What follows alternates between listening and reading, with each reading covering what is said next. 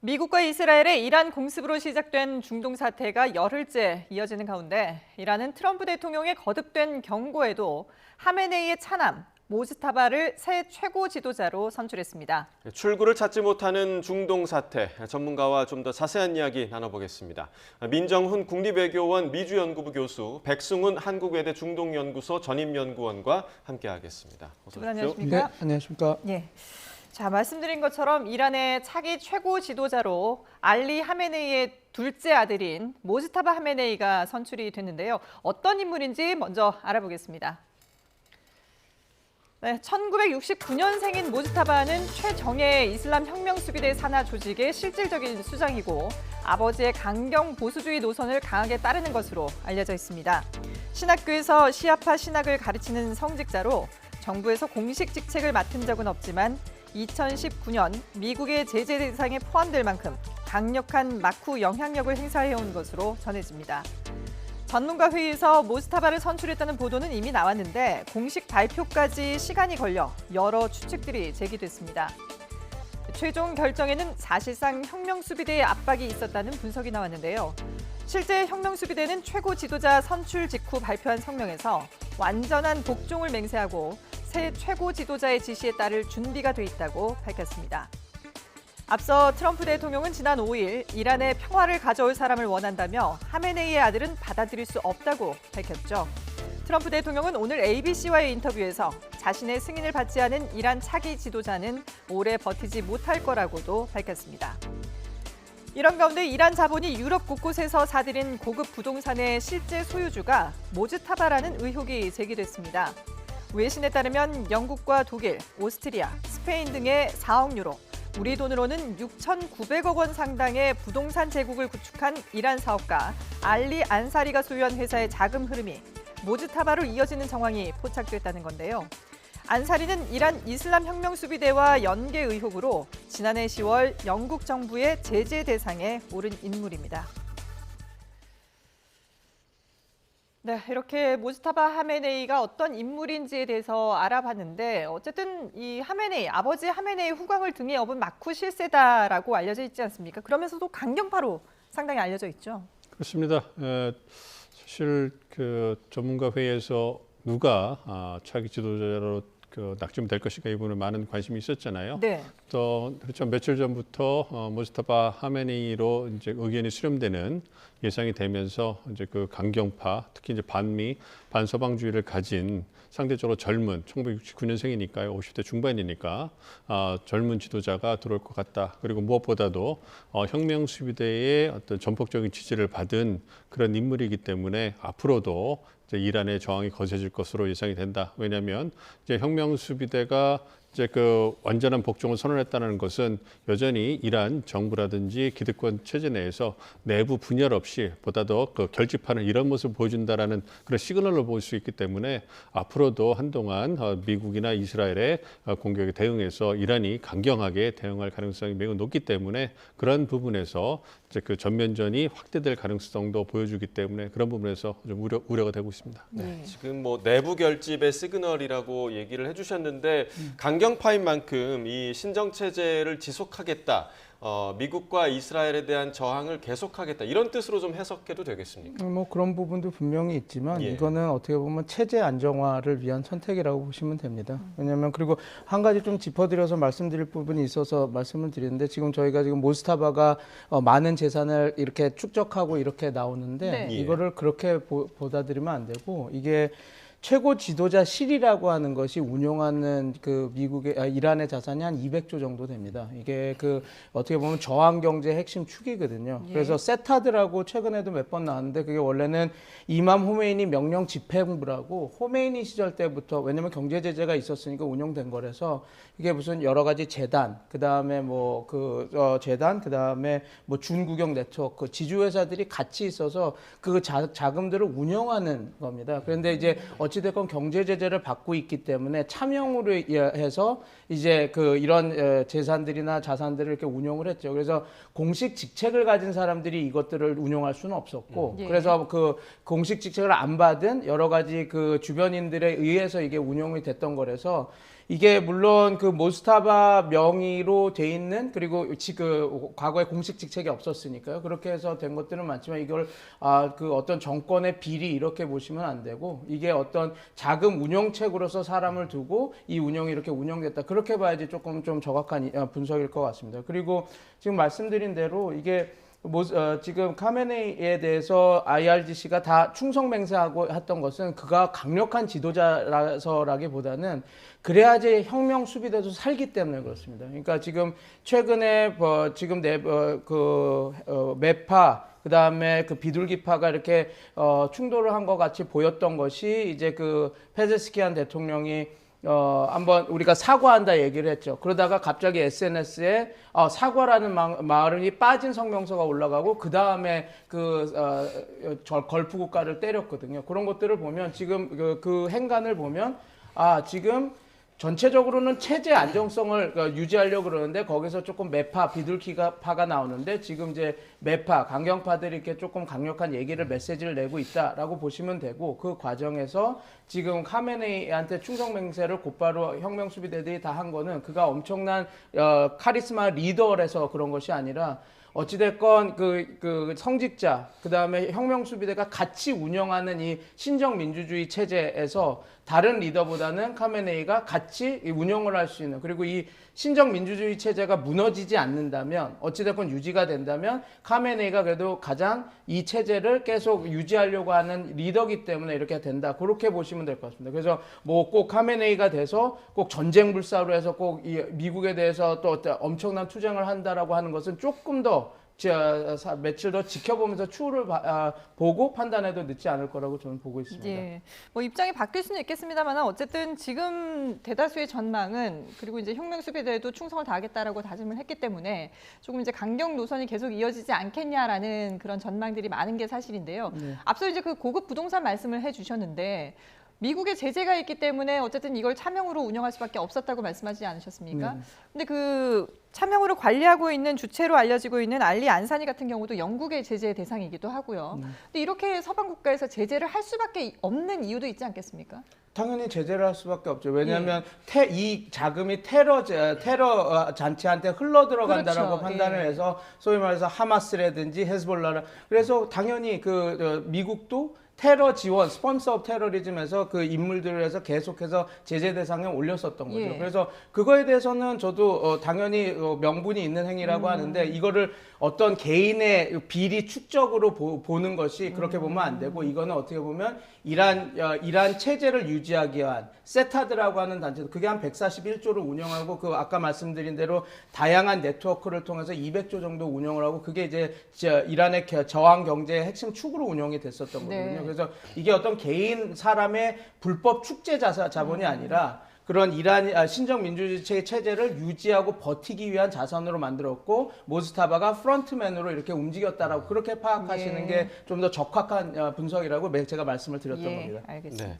사실 뭐 그 모스타바의 그 최고 지도자 후계자 선출은 사실 보도가 꽤 이전부터 나와 왔었는데 그 이유에 대해서 또 여러 분석도 좀 있긴 했습니다. 근데 이 과정에서 하메네이의 유언이 있었다. 그러니까 모스타바를 후계자로 선정하면 안 된다라는 유언이 있었다고 하는데 이건 또 무슨 내용입니까? 뭐 여러 가지 이유가 있겠습니다만 그 언론 보도 중에 가장 설득력 있게 들리는 거는 아무래도 이러한 신정 체제가 갖고 있는 정통성을 유지할 필요가 있기 때문에 그런 것이 아닌가 생각을 하고 있습니다. 뭐 잘 아시는 것처럼 1979년에 이란이 혁명을 통해 가지고 팔레비 왕조를 무너뜨리고 신정 체제가 들어왔잖아요. 그러니까 왕조 체제를 무너뜨리고 신정 체제가 들어왔는데 왕정 체제를 무너뜨리게 된 가장 중요한 이유 중 하나가 세습 왕조잖아요. 예. 민주주의가 아니고 그 부분에 있어서 이제 그 정통성이 결여됐기 때문에 신정 체제로 이제 그 혁명을 통해 가지고 새로운 시스템이 들어와서 이제 그 지속해왔단 말이에요. 그런 상황에서 하메네이가 그 아들에게 만약에 그 최고 지도자 그 지위를 물려준다면 그러면 또 그 자기가 무너뜨렸던 왕조의 그런 구습을 다시 이제 그 반복하는 거 아니겠습니까? 예. 그러한 우려에서 뭐 개인적인 뭐 그러한 아들에 대한 뭐 신뢰가 부족하다 이런 부분보다는 시스템 그 신정 체제 자체를 유지하기 위한 그러한 어떤 그런 정당성 차원에서 아들에게 물려주는 것은 이제 그 돼서는 안 된다 이렇게 얘기를 했는데 아무래도 하메네이가 사망하면서 그 이후에 폭격으로 많은 그 지도자들이 사망을 했기 때문에 어떻게 보면 남은 그 옵션 중에 가장 그래도 혁명 수비대라든지 내부 결집을 위해서 또 가장 적합한 분이 이제 그 둘째 아들이 된 것 같아서 그런 부분에서 불가피하게 이제 이번에 그 지도자로 선출된 것이 아닌가 보고 있습니다. 예, 말씀하신 것처럼 그 이란에서는 체제 유지를 위해서는 어쩔 수 없이 지금 이제 모스타바를 선출할 수밖에 없었다라는 분석이 나오고 있는데요. 근데 지금 보면은 내부적으로도 뭐 여러 가지 반발들이 있었다고 또 하지 않습니까? 이런 걸 좀 불식시키기 위한 걸까요? 만장일치로 선출을 했다라고 발표를 했어요. 네, 아마 긴 기간이 있지 않았습니까? 예. 그 과정에서 계속 반대표가 있었지만 계속 설득하는 과정에서 이제 만장일치로 나왔던 것 같습니다. 너무 잘 설명해 주셨겠지만 카메네이의 아들인 모스타바는 이런 신정민주주의 체제에서 어떻게 보면 약점이 많은 사람입니다. 세습도 그렇지만 네. 중간 정도밖에 안 되는 성직자거든요. 그러니까 벨리알 파기 시스템이라고 하는 신정민주주의 체제는 최고 아야톨라급의 높은 성직자가 통제를 하고 그 민주주의를 가리키는 어떻게 보면 플라톤의 철인 정치처럼 철학자에 의해서 이렇게 어떻게 보면 관장되는 그 민주주의 체제를 말하는 거거든요. 근데 그거를 관장하는 철학자가 정말 중간급밖에 안 되는 성직자라고 하면 뭔가 그 어폐가 있지 않습니까? 형용 모순이지 않습니까? 그래서 원래 이게 그래서 카메네이 지금 죽은 카메네이 최고 지도자도 그걸 알았기 때문에 아들은 안 된다라고 얘기를 했고 재밌는 부분은 카메네이가 1989년도에 아야톨라 호메이니가 죽고 나서 최고 지도자가 됐을 때 그 자신도 중간급밖에 안 되는 성직자였습니다. 그래서 비판이 많았거든요. 그럼에도 불구하고 그때 카메네이가 최고 지도자가 될 수 있었던 것은 카리스마적인 리더인 호메이니가 직접 선정을 했기 때문에 그렇습니다. 이 사람이 돼야 된다. 그래서 그때는 혁명의 시작이다 끝이었던 아야톨라 호메이니가 카메네이가 내 시스템을 이끌어갈 수 있는 사람이라고 지정을 했기 때문에 전문가회의에서 하루 만에 이렇게 선출이 됐다면 지금 모스타바 카메네이는 아버지랑 똑같은 중간급밖에 성직자밖에 안 되고 뭐 지금 세습하는 약점도 있으니까 반대가 많았죠. 그래서 하메네이도 죽기 전에 유훈으로 우리 아들은 안 된다 하고 유언을 남겼다 그러는데 여기서 우리가 착각하면 안 되는 부분이 이겁니다. 유언을 남겼을 때는 이렇게 급변 사태로 본인이 이렇게 그 암살당할 거를 생각하고 한 유언은 아니죠. 네. 그리고 지금 민 교수님께서는 말씀 주셨지만 뭐 트럼프 대통령도 얘기했던 뭐 자기도 지도자로 생각하는 애가 있었는데 지금은 다 죽었다 뭐 이렇게 얘기하고 이미 우리가 알다시피 처음 참수작전 시작함으로써 48명의 최고의 그 성직자와 장성들이 다 죽은 상태입니다. 그리고 지금 또 이란 내부에서 벌어지는 뭐 크루드를 이용한 민족 갈등으로 내전 이런 것들이 겹치다 보니까 어떻게 보면 트럼프 대통령도 이게 역효과가 난 겁니다. 이런 정책을 이게 이란에 대해서 큰 타격을 주겠다라고 해서 했지만 결국은 하메네이의 유훈이라든지 그리고 그 혁명이라고 하는 체제가 절대로 받아들일 수 없었던 모스타바가 그냥 큰 무리 없이 만장일치로 수프림 리더, 최고 지도자가 될 수밖에 없는 형국이 된 거죠. 그렇기 때문에 트럼프 대통령이 지금 모스타바가 임명되는 것을 상당히 그렇게 거부 반응을 보이는 겁니다. 그러면 저도 그 얘기를 했을 때 처음 그러면 그 트럼프 대통령이 신정 민주주의 체제를 반하는 세속적인 리더가 오기를 원하나? 근데 또 워딩을 보면 그렇지 않습니다. 나 성직자가 돼도 돼. 그런 얘기는 결국은 지금 신정 민주주의 체제 그대로 가는 것도 자기는 묵인하겠다는 소리거든요. 그러면 결국은 모스타바를 지금 받아들일 수 없다라는 것. 그것은 이제 미국 입장에서는 출구 전략으로서 이 전쟁을 끝나가고 싶어 하는데 모스타바 둘째 아들이 됨으로써 자기네들의 그 전리품으로 챙길 수 있는 카메네이의 축출이 오히려 가만히 있어도 1, 2년 안에 죽을 카메네이 그리고 유언으로 아들이 최고 지도자가 못 되게 했던 거를 네가 이렇게 난리를 쳐놓으니까 된 거 아니냐 그런 비판을 받을 수 있는 지점도 있으니까 지금 강경하게 저렇게 모스타바는 안 된다라고 얘기하는 그런 지점도 있다는 걸 좀 이해해 주셔야 됩니다. 물론 강경파기 때문에 본인이 반대하는 것도 있지만 그런 여러 가지 그 행간이 있어서 극렬하게 반대하고 있다. 그렇게 보시면 왜 저런 식으로 진행되는지 이해하실 수가 있을 것입니다. 네. 지금 뭐 설명해 주신 대로 물론 이제 예상치 못한 상황이 벌어지면서 결국은 세습을 하게 된 셈이긴 하지만 어찌됐든 세습은 하게 된 거잖아요. 그러면 내부의 반발 가능성은 지금 전혀 없다고 봐야 되는 거예요. 물론 전문가회의에서 만장일치로 되긴 했지만. 내부 반발은 당연히 있을 수 있습니다. 국민들. 근데 지금 제가 과거 여기 방송에서 나와서 얘기한 적이 있는데 쿠르드 민족 갈등 카드를 큰 게 어떻게 보면 큰 실책이라고 봅니다. 트럼프 입장에서. 왜냐하면 이란 국민들은 카메네이를 되게 싫어했었습니다. 카메네이 죽음을 기뻐하기도 했죠. 그러나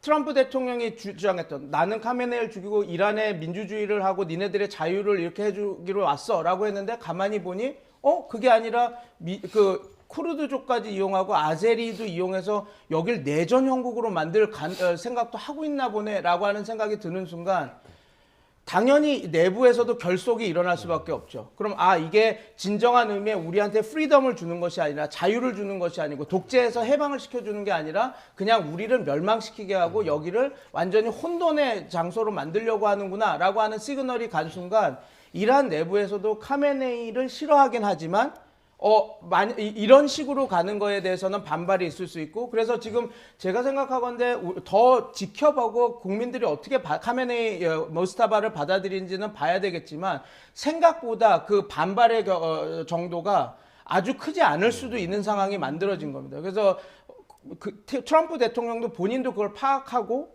쿠르드 카드는 순식간에 접은 것도 그 이유도 있다. 그 역결집을 걱정해서 그런 것들도 좀 봐야지 지금 상황을 좀 이해하실 수 있을 것 같습니다. 여러 가지 상황들이 좀 복잡하게 얽혀 있는 것 같은데요.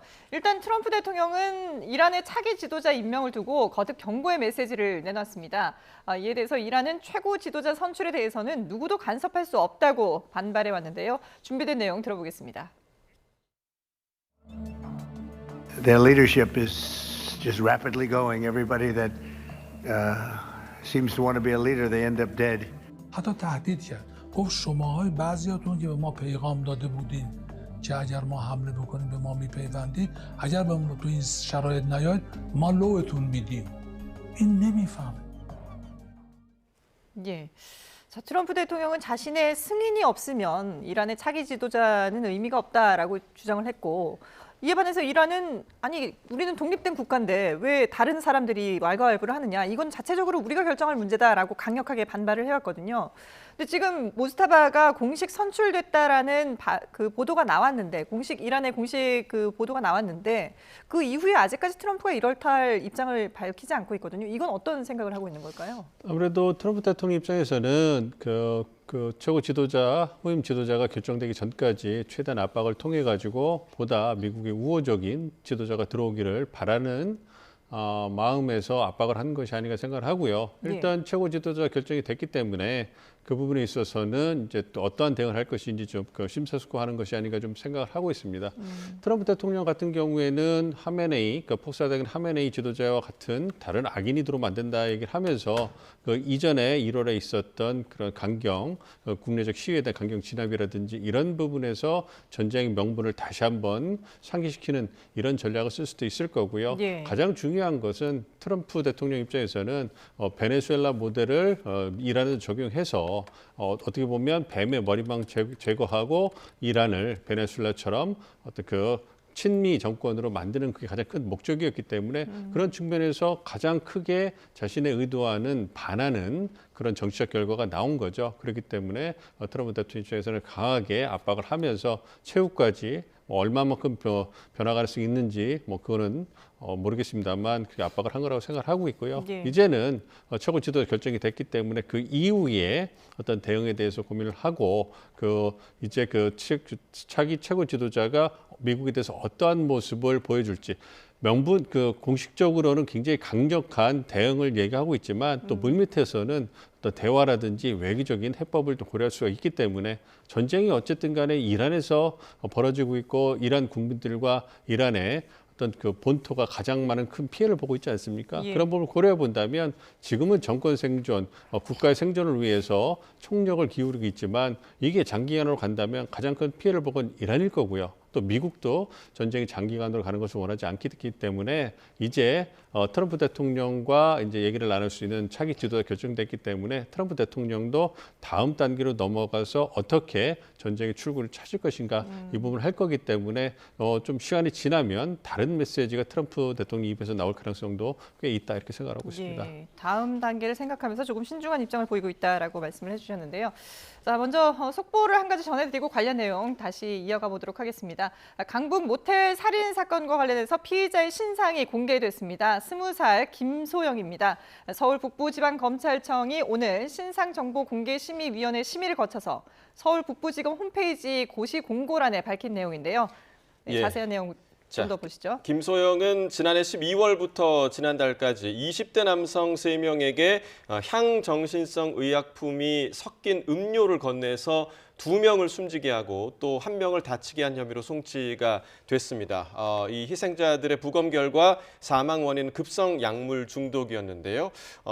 검찰이 오늘 김소영의 신상 정보 공개를 결정을 했습니다. 네, 화면에 보이시는 것처럼 이 신상 정보 공개는 오늘부터 다음 달 8일까지 게시가 된다고 합니다. 강북 모텔 살인 사건의 피의자의 신상이 20살 김소영으로 공개됐다는 소식 속보로 전해드렸습니다.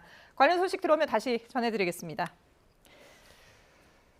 네, 다시 중동 상황 살펴보겠습니다. 앞서서 모스타바가 선출된 이후에도 트럼프 대통령의 공식 입장은 아직 나오지 않았다라고 얘기를 드렸고요. 그리고 민 교수님께서 아마도 다음 단계를 생각해서 입장이 또 바뀔 수도 있다라고 말씀을 해주셨는데 실제로 이번 중동 사태가 벌어진 뒤에 트럼프 대통령의 발언이 왔다 갔다 해서 오락가락해서 여러 가지 또 해석들이 나오고 있습니다. 관련 영상 한번 보고 오겠습니다. And I don't want the Kurds going in. I don't want to see the Kurds get hurt, get killed.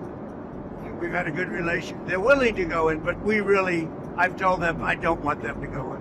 Do you think the map of Iran will... I just think the war is complicated enough without getting the Kurds involved. 네, 물론 전시 상황이 시시각각으로 변하기 때문에 뭐 발언 내용이 바뀔 수는 있습니다만 트럼프 대통령 같은 경우에는 너무 말을 180도로 이렇게 저렇게 왔다 갔다 하니까 오히려 좀 혼란을 가중시키는 게 아닌가라는 생각이 들거든요.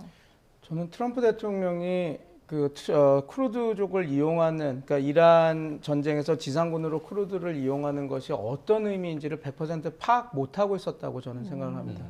물론 이제 내부 참모진들은 올렸겠지만 본인이 이해가 안 된 상태니까 쿠르드가 참가하는 것은 원더풀한 일이다. 뭐 내가 지원하겠다 이렇게 얘기를 했다가 지금은 보도에 나온 것처럼 그냥 너무 복잡한 일이기 때문에 안 하는 게 나을 것 같다라고 얘기했는데 저 복잡해지기 때문에 안 한다라는 게 정확한 표현인 것 같습니다. 왜냐하면 쿠르드가 지상전으로 2,000명, 3,000명 병력들이 이란 내부에서 군사작전을 해준다면 어떻게 보면 이란 정권에 대해서 안에서부터 흔들 수 있는 좋은 그런 상황이 만들어지지만 결국은 이게 쿠르드족의 문제는 그리고 쿠르드족에 뭘 후원하고 지원해줬느냐에 따라 그리고 뭘 보장해줬느냐에 따라 문제는 향후에 외교적으로도 큰 문제를 야기할 수 있거든요. 예. 투르키에, 시리아, 이라크에도 다 그 쿠르드족이 살고 있는데 이 쿠르드 자치권을 인정하고 어느 정도 일정 부분 독립국가를 위한 발판들을 마련하게 되면 이거는 어떻게 보면 투르키의 입장에서는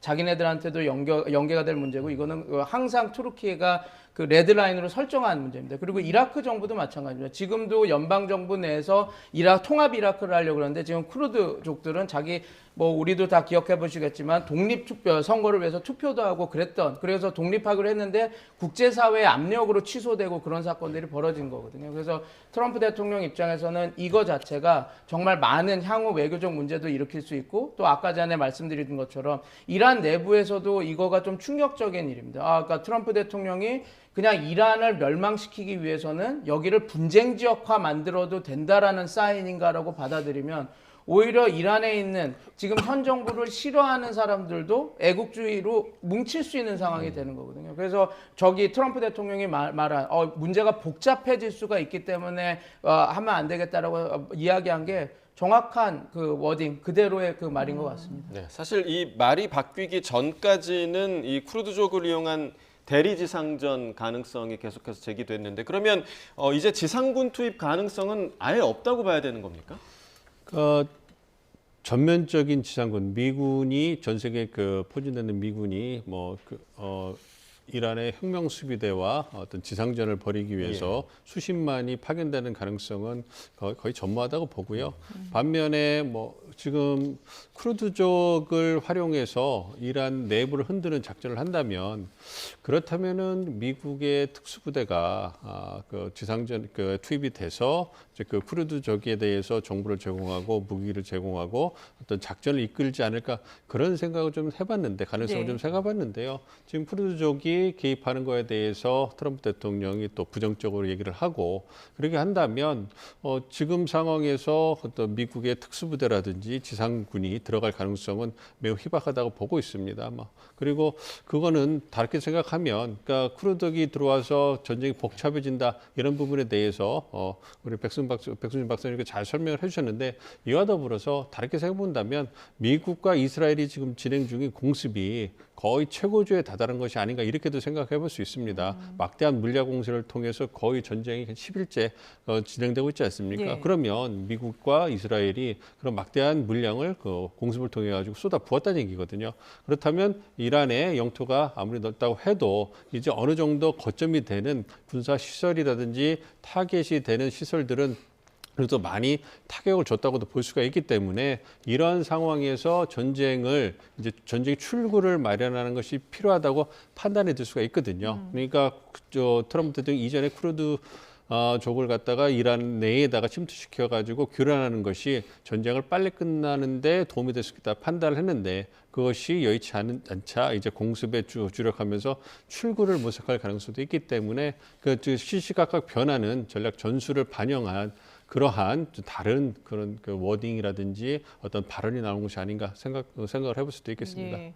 그러니까 트럼프 대통령도 길면 4주에서 6주를 언급했기 때문에 그 안에 끝내려면은 더 이상 전쟁이 확산되는 걸 원치 않는다라고 봐야 될 것 같은데요. 그런데 트럼프 대통령이 또 전쟁이 끝난 이후에 이란의 지도가 지금과 다를 수 있다라고 발언을 했거든요. 이건 어떤 의미로 봐야 되는 겁니까? 그러니까 이제 이란의 지도가 다를 수 있다 이런 부분을 좀 신중하게 좀 봐야 될 것 같습니다. 예. 이게 이란의 영토가 변경 가능성 이런 거인데 그거는 체제가 전복이 되고 미국이 원하는 그리고 서방이 원하는 방향으로 이란이 만들어졌을 때 그런 부분인데요. 근데 이란이란 나라는 과거에 유럽의 제국주의가 들어와 가지고 다른 중동이나 아프리카 국가들을 그냥 인종이나 민족에 상관없이 그냥 줄을 긋듯이 일방적으로 국경을 변경한 그런 나라가 아니거든요. 네. 그런 걸 고려했을 때 이란의 국경이 변경됐다 이런 얘기는 상당히 좀 파격적인 얘기고 그 얘기는 체제 전복 그래서 이걸 통해서 새로운 시스템이 들어올 수 있고 그 중심에 이제 미국과 서방이 들어올 수 있고 미국과 이스라엘이 필요에 따라서 이란을 갖다 재편할 수 있다. 이러한 어떻게 본다면 굉장히 과격한 발언이 될 수 있기 때문에 저희 주목을 하고 있는데요. 그럼에도 불구하고 말씀드린 것처럼 미국이 현재 진행하고 있는 전쟁의 1차 목표는 이란의 핵 미사일 시설을 무력화시키는 거고 2차 목표, 1차 목표가 성공하고 거기서 순조롭게 더 나가서 중장기적으로 2차 목표, 그러니까 중장기로 해서 4, 6주 내에 후반부 쪽에 체제 전복을 통해서 미국에게 우호적인 세력 균형을 재편한다. 이 부분으로 나갔을 때 가능한 얘기인데 지금 전황을 보면 1차 목표를 달성하는 것도 녹록지 않아 보이잖아요. 예. 그렇기 때문에 트럼프 대통령이 이제 갖고 있었던 여러 가지 목표가 혼동이 되고 그리고 여러 가지 군이 올렸던 시나리오 중에 그 부분에 대해서 하나가 떠올라서 던진 것이 아닌가 생각을 하고 있습니다. 그래서 이란을 압박하는 네. 그러한 발언을 쓰일 수 있을 것 같은데 현실 가능성은 지극히 희박하다 이렇게 보고 있습니다. 네. 앞서서 민 교수님께서 이제 특수부대 투입 가능성 관련된 언급을 해주셨습니다만 어찌됐든 미국과 이스라엘이 이란을 공습한 첫 번째 명분은 핵시설 제거 아니었겠습니까? 지금 외신에서 나오는 내용들이 고농축 우라늄 확보하기 위해서 아마도 특수부대 투입할 가능성이 있다. 근데 이게 쿠르드족이나 이런 지상전을 치르지 않고 가능한 시나리오입니까? 어떻게 좀 보세요? 쉽지 않죠. 예. 쉽지 않고 이미 타겟이 다 정해져 있는 상황에서, 그러니까 어떻게 보면 이런 특수전 세력, 그러니까 지상군 파견하겠다라고 하고 그럼 어디가 뭘 보낼 것인가 했더니 해병대, 원정대, 그다음에 파리공수 사단 얘기가 나왔습니다. 이게 다 특수전, 제한된 작전을 수행하는 그 부대들이거든요. 예. 그래서 이게 어떤 요인 암살이나 어떤 거점 탈환 아니면 그 핵시설, 그리고 그때 당시에는 제가 분석하기에는 이런 거면 지금 핵무기 프로그램이 없다라고 했는데 뭔가 발견했으니까 가서 핵무기 프로그램이 있다라고 하는 걸 밝힐 수 있는 거를 탈환을 해서 보여주면 예. 정말 이 전쟁은 미국이 명분이 맞았다고 확 끝낼 수 있는 상황이 되니까 그런 거를 노린가 했더니 지금 나온 거는 농축 우라늄 관련한 얘기입니다. 예. 그러면 결국 이거 아닌가 싶습니다. 이게 최근에 트럼프 대통령이 그 이란이 완벽한 그 조건 없는 항복 아니면 우리는 받아들이지 않겠다라고 얘기를 했는데 네. 그 레빗 대변인이 좀 웃긴 말을 좀 했습니다. 그러니까 완벽한 항복 아니고서는 무조건적인 항복 아니고서는 미국이 받아들이지 않겠다라고 얘기하면서 민 교수님이 말씀해 주신 대로 미국의 군사 작전들이 다 완벽하게 완수되면 그것은 우리의 완벽한 승리고 그거는 이란이 뭐 가타부타 얘기하지 않아도 그건 이란이 완벽하게 조건부로 그냥 패배를 인정하는 거다 이렇게 얘기를 해서 전쟁 종결은 이란의 인정이 아니라 우리가 다 군사작전하면 우리가 끝낼 수 있다라는 얘기였습니다. 근데 그 지금 말씀해 주신 대로 이게 처음 시작됐을 때 핵 능력을 없애겠다. 그리고 그 해군을 괴멸시키겠다. 그리고 드론이나 탄도미사일 같은 비대칭 전력을 다 와해시키겠다 했는데 지금 두 개는 거의 됐거든요. 해군 전력 했고 비대칭 전력 없고. 예. 그럼 하나는 핵 능력인데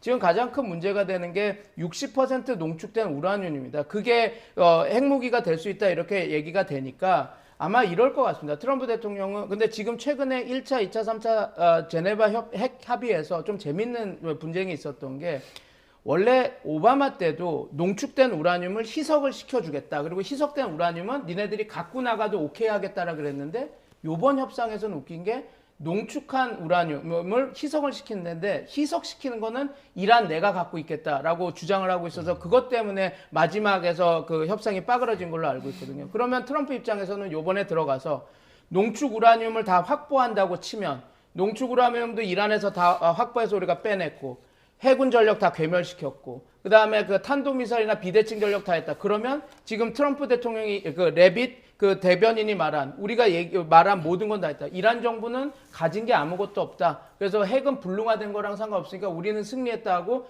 그러면 곧바로 그냥 엑시트 플랜으로 뭐 이란이 어떻고 그런 얘기 들을 거 없이 우리는 승리했다고 나올 수가 있거든요. 그래서 지금 아마 핵물질에 대한 모든 거를 이제 탈환하는 거를 군사작전을 하겠다고 하는데 근데 저는 이거죠. 만약에 그런 것들을 작전을 하려고 했으면 비밀리 했었어야 됩니다. 이렇게 파리공수사단이 투입될 거고 핵 농축 우라늄을 가져가겠다. 그러면 농축 우라늄이 어디 있는지 아는 이란 세력들이 가만히 그걸 가져가세요 놔두겠습니까? 그래서 저거는 가능성이 좀 낮지 않을까 생각을 하고 만약에 그게 가능하다면 미국의 군사력이 어마무시하다는 걸 또다시 우리가 밝혀지는 거 되겠죠. 근데 저 얘기가 나오는 것은 결국은 이런 것 같습니다.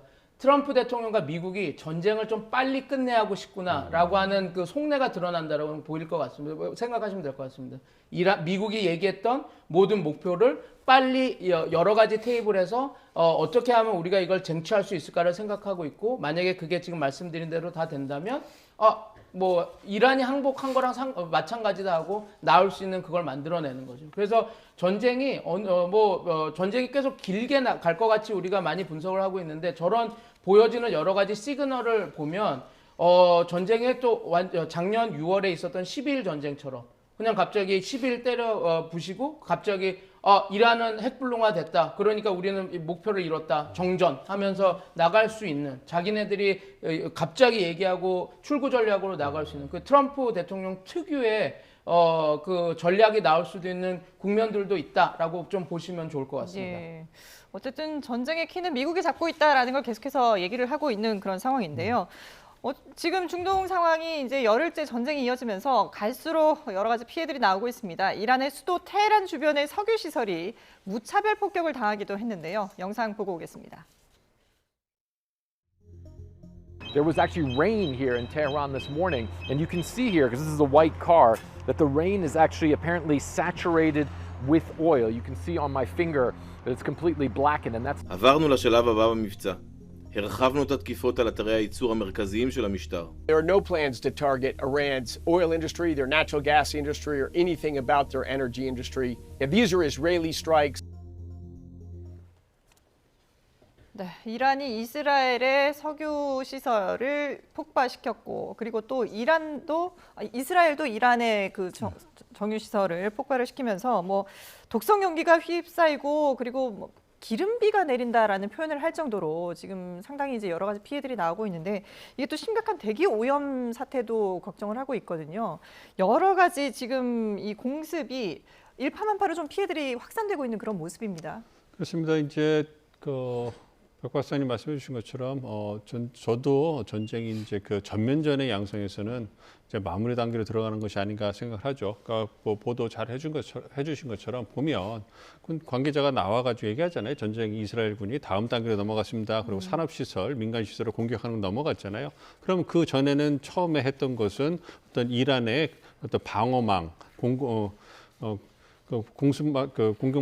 공중망을 다 무력화시키는 걸 했고요. 그 다음에는 군사시설, 해군력, 탄도 미사일 기지, 잠수함, 그다음에 통신 역량 이런 걸 갖다 이제 괴멸시키는 이러한 작전을 폈습니다. 그리고 나서 민간 시설, 그다음에 이제 산업 시설까지 이제 공격을 해가지고 이란에 거의 어떤 저항할 수 있는 그런 역량을 갖다 끊어놓겠다 이렇게 간다고 볼 수 있기 때문에 그런 부분을 본다면 이제 전쟁이 상당히 전면전의 어떤 단계에서 상당히 심화된 상태로 들어가서 어떻게 본다면 우리가 예상하는 것보다는 더 빠르게 전면전이 이제 마무리될 거라고 생각합니다만 말씀해 주신 것처럼 이제 민간 시설이든지 특히 산업시설, 석유 저장 시설들이 공습을 받으면서 환경 문제뿐만 아니라 민간인 피해 그리고 어쨌든 저러한 석유 시설이든 에너지 시설이 파괴가 되면 이거는 이란뿐만 아니라 전 세계인들이 피해를 볼 수밖에 없는 그렇죠. 그런 부분인 거거든요. 예. 그러니까 이 전쟁이 너무 승리를 빨리 거두기 위해서 극단적으로 방향으로 빠지는 것이 아닌가, 진행되는 것이 아닌가 이 부분에 대해서 상당한 우려가 되고 있습니다. 네, 그리고 이란의 반격도 상당히 아까 잠시 좀 언급을 해주셨습니다만 이란 내에서 지금 대통령이 중동 다른 국가들의 사과를 했는데 갑자기 또 공격을 했단 말이죠. 이거는 뭐 이란 내부에서 이견이 발생했다 이렇게 해석해야 되는 부분입니까? 어떻게 보십니까? 네, 저는 처음에 이 뉴스를 접했을 때 지금 페제스키안 대통령이 혼자 단독 결정으로 이런 사과 얘기를 한 것은 아니고 지금 최고 지도자가 유고하지만 페제스키안 대통령 사법부 수장 그다음에 최고 헌법소에서 한 명 이렇게 해서 3명이 이제 집단 지도 체제로 되고 있는 상황이었기 때문에 네. 아마 합의된 얘기를 했을 거라고 생각을 가정을 하고 이런 식으로 대통령의 워딩과 다른 공격이 일어났던 거는 제가 가장 우려했던 것은 군부 통제가 좀 약해져서 개별 행동을 한 거 아닌가 싶었는데 그러지는 않은 것 같습니다. 예. 다행스럽게. 왜냐하면 페제스키안 대통령이 그 얘기를 하고 나서 다음에 SNS로 똑같은 내용을 드는데 주변국에 사과하는 내용은 빠졌거든요. 네네. 그러면 이제 이렇게 볼 수 있죠. 아마 집권 지도부체 내에서 매파와 비둘기파가 얘기를 했는데 결국은 매파가 더 우세하게 이렇게 되고 페제스키안 대통령이 받아들여서 SNS엔 그렇게 이야기를 하고 그 다음에 이제 공격이 들어간 것 같습니다. 그래서 어떻게 보면 지금 약간 말씀하신 대로 내부에서 매파 비둘기파가 좀 이렇게 하고 있는 것 같은데 이제 모스타바가 최고 지도자가 됐으니 그거는 위계 질서가 딱 될 겁니다. 그럼 결국은 어떻게 되냐면 보통 한 목소리를 낼 것 같은데 말씀하신 그래서 강경 목소리 그러니까 우리는 단일 대우로 이렇게 투쟁을 한다 이런 목소리로 좀 메시징을 이렇게 될 것 같습니다. 그래서 혁명 수비대들도 다 무조건 충성을 하겠다라고 얘기한 게 맥락에서 있죠. 그런데 우리가 착각을 하면 안 되는 게 이게 강대강으로 부딪힐 거라고 무조건 걱정을 하면 안 된다는 겁니다. 이제 대회 노선은 통일이 됐지만 그 안에서도 모스타바도 어찌됐건 합리적인 선택을 하는 지도자입니다. 결국은 지금 상황에서 이 체제 생존을 위해 최고의 시나리오는 미국과 이스라엘의 공격을 막고 그 다음에 이게 위장 정책이긴 하라고 욕을 먹을 수 있어도 유화책을 쓰면서 체제 정비 이걸 해야 되거든요. 살아남기 위해서. 그래서 우리가 생각하는 것만큼 그렇게 강력한 메시지를 하기보다는 아마 제 예상은 이럴 것 같습니다. 이 전쟁은 미국과 이스라엘 때문에 한 거고 우리는 자위권 발동으로 싸우는 거지 절대 그런 거 아니다. 우리 그 주변 국가도 싸우고 싶은 마음은 없다. 그러나 우리 자치권이 그리고 우리의 생존권이 공격을 당하면 우린 끝까지 하겠다라는 메시지를 내면서 아마 조금 자기네들의 엑시트 출구를 만들려고 노력할 겁니다. 그래서 우리가 생각하는 대로 모스타바가 됐으니 끝까지 죽을 때까지 항전 이렇게 될 거라고 보는 것은 조금 그런 가능성이 낮고요. 오히려 그 메시징은 강경 노선으로 가지만 그래도 어찌됐건 이 전쟁을 종전으로 그게 이란 입장에서는 살아남을 수 있는 유일한 방법입니다. 지금 석유 생산 시설, 경제 기반 시설도 지금 두드려 맞고 있는데 이게 계속된다면 이란 정권 말로는 살아있다 그러지만 이 전쟁 끝나고 살아남을 수가 없습니다. 우리가 12월, 1월 달 시민 봉기들도 그게 다 경제 문제 때문에 했는데 그나마 그 경제 문제에서도 살아남을 수 있던 것은 그 석유 생산, 그래도 그러니까 하루에 400만 배럴을 생산하는 석유 때문에 그랬거든요. 근데 그것까지 날아간다? 그러면 체제 생존할 수 없는 입장이기 때문에 아마 지금 말씀하신 대로 다른 목소리가 나오고 있지만 모스타바가 된 이후에는 좀 한 목소리로 갈 거다. 그런데 그게 무조건 투쟁으로, 강경 투쟁으로 갈 확률은 좀 낮다. 그렇게 보는 게 좀 지금 상황에서는 좀 적합한 부서가 아닐까 싶습니다. 예. 어쨌든 미국이든 이란이든 이번 전쟁이 장기화되는 것을 양쪽 다 원치 않기 때문에 모스타바가 차기 지도자로 선출이 되면서 겉으로는 강경 입장을 계속 보일 수 있지만 어쨌든 두 나라가 뭔가 출구 전략을 찾을 수 있을 것이다라는 전망을 해주셨습니다. 네, 좀 더 지켜보도록 하겠습니다. 지금까지 민정훈 국립외교원 미주연구부 교수 그리고 백승훈 한국외대 중동연구소 전임연구원과 함께했습니다. 두 분 말씀 잘 들었습니다. 감사합니다.